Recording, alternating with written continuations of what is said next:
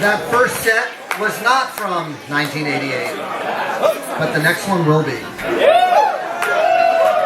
All right, so in 1988, we're going to do an abbreviated version here. On the Billboard charts, nothing could be further away than the Grateful Dead in 1988. We had Debbie Gibson, Rick Astley, Duran Duran, Cheap Trick, Foreigner, the Pet Shop Boys, George Michael, Whitney Houston, Poison, Def Leppard, Whitesnake, and Guns N' Roses all were in the top 100. The few notable great songs on the charts that year were Tracy Chapman's Fast Car, U2 Desire, and In Excess had 4 great songs on the charts that year, including Need You Tonight, Devil Inside, New Sensation, and Never Tear Us Apart. At the Grammys in 1988 for records that were released in 87, the album of the year was U2, The Joshua Tree. The record of the year was Paul Simon, Graceland. All right, a few of the great TV shows that debuted in 1988 were The Wonder Years, which we all love, Murphy Brown, and Roseanne. All right, in the movie theaters, we had Big with Tom Hanks. You guys remember that? Die Hard, Beetlejuice, Heathers, Rain Man, Who Framed Roger Rabbit, Mississippi Burning, Mystic Pizza, and The Last Emperor won the Academy Award for Best Picture that year. All right, in Grateful Dead land, in 1988, there were 80 shows played. They played 1,469 different songs, and they played 131 different songs. The most played songs that year, in 1988, all of these songs, they were played in the 20-something times. Hell in a Bucket, Playing in the Band, Love Light, The Other One, Throwing Stones, Walkin' Blues, Stuck Inside a Mobile. Is there a theme here? Bob Weir was taking control? What's up with that? God bless his pea-picking little heart. The short shorts were in full effect in 88.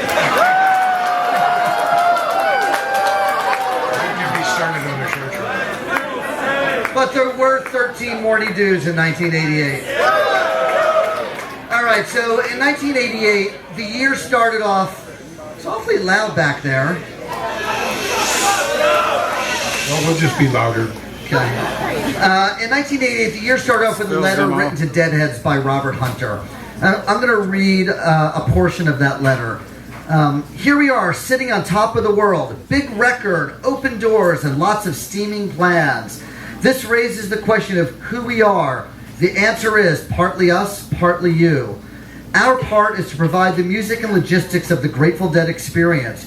Your part is to have one hell of a good time without anyone getting hurt or sore, which is what this trip is mostly about.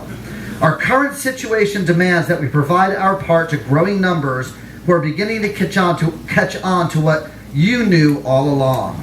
There is no blanket solution to the problems caused by increasing demand, and there is no turning back. We are now the biggest draw in history of rock and roll.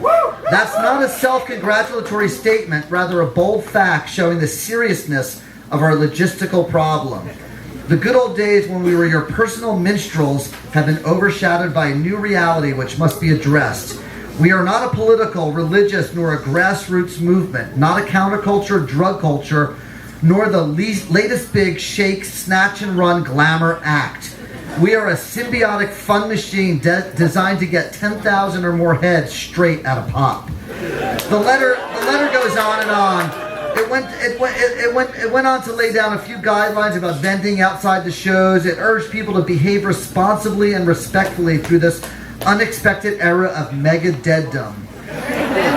Hunter concluded that it's all just as weird for us as it is for you, but after all, this wasn't meant to be a private party. So Phil, tell us a little bit about the band and management and what you guys thought about Mega Deaddom and what was going on in the parking lots and vending and the scene in general. Well, it all started out with the big record, in 1987, and all of a sudden, a lot of people were interested and more interested and wanted to come see us, and some people wanted to come for the music. And but once they had joined the community, as it were, then the people who kept coming were kind of entranced by the parking lot. It was like the parking lot was what was really the scene. And nothing. It didn't matter what was going on inside the venue, because the parking lot was, it was just a place to go and hang out, have fun, score drugs, meet people. And this was the kind of like Terrapin Station. Only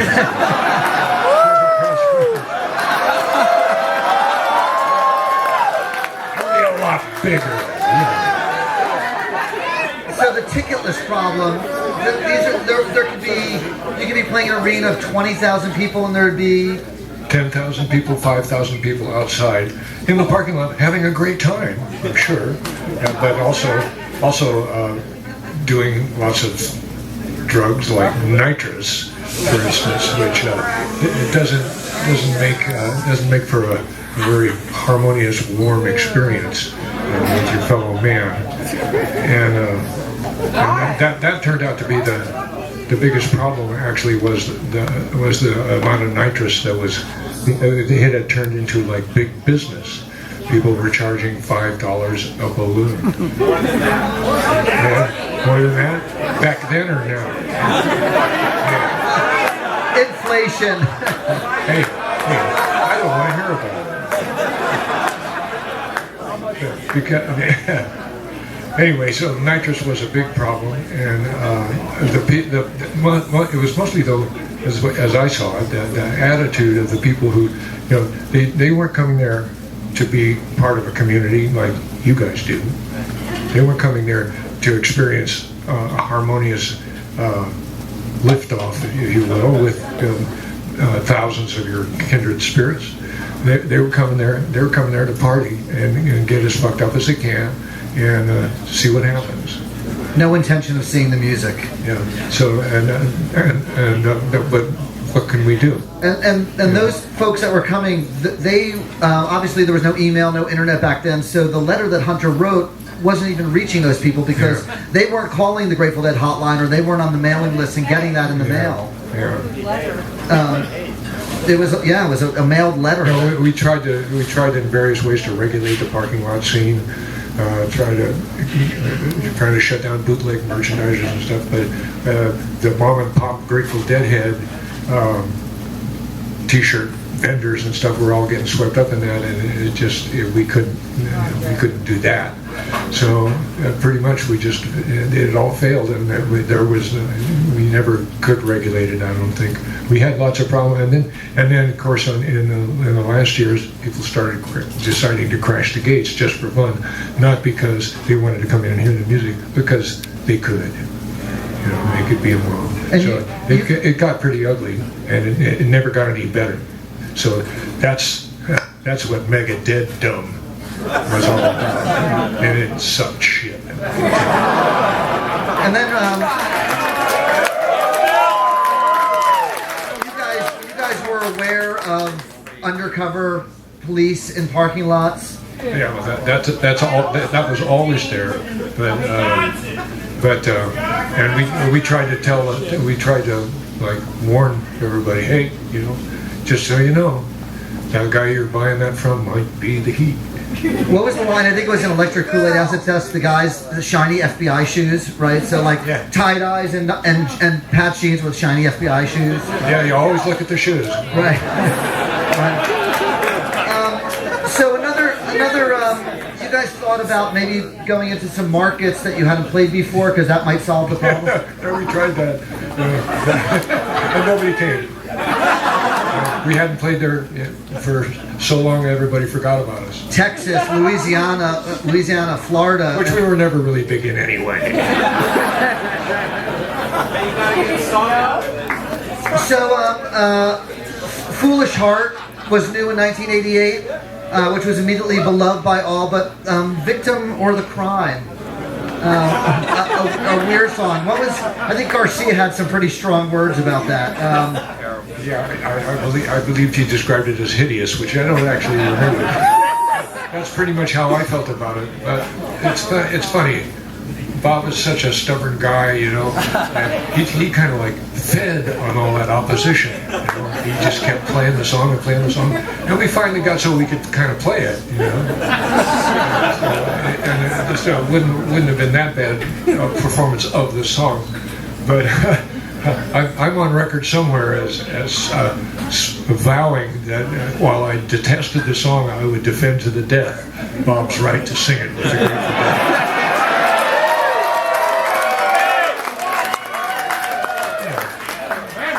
So I think Garcia, besides saying it was a hideous song, he also said it sounded strange and you couldn't dance to it. All right, so in '88, the Grateful Dead played 9 nights at Madison Square Garden, and the 9th night, you guys broke out of your kind of unspoken mold of not doing benefits for other organizations besides the Rex Foundation. Yeah, that was the Rainforest benefit. It was truly huge. I mean, all kinds of artists from around New York were involved. And Robert Rauschenberg did the poster and the artwork for it. It was a pretty big deal, and so we, you know, I mean, it's a global problem. You know, the rainforest is the lungs of the planet. It really is. I mean, where do you think the oxygen we breathe comes from? So, and it also cleans the atmosphere of carbon dioxide, which is the cause of the climate change that we're experiencing now. So it makes sense to save the rainforest. Grateful Dead leading the charge. We put aside our personal principles, you know, and went ahead and did it. It was a gas too, and we all got a Rauschenberg print. And it wasn't a carbon dioxide gas. It was a good gas. All right, so one last thing that we're going to talk about. In 1988, so the Grateful Dead, as we know, were weird to begin with, but they brought in this guy named Bob Relive who sort of introduced them to Midi, which was, you know, very electronic, late 80s electronics, and Jerry, Bob, and Phil, and Brent, I think even, all were experimenting with Midi. Tell us a little bit about your rig and Weir's rig, maybe, and what you did it for. Everybody had a different thing going. All right. I can tell you what I had. I had a little Midi pickup on my bass, and it only worked on the middle 4 strings because it wasn't a 6-string pickup. And but that was okay because you could do all kinds of things with the sound, and it didn't matter that you didn't have a couple of strings. And you used it mostly during space? I used it mostly in space. And I got to play sub-contrabass piccolo with the Midi, so that was kind of cool. And I think Garcia had a guitar that was wired up that he would also bring up for space and then go back to Tiger, and Weir had like a modulus Casio hybrid guitar. And we were really into it, and I think it made space a little more interesting. Yeah, for sure. All right, so we're going to hear the first set of a show from 1988 now, and then we're going to hear the second set of 1988 somewhere in the future. We don't know when. Be prepared for 1988 second set from this same show, which is a favorite. Welcome to 1988. Thanks for coming.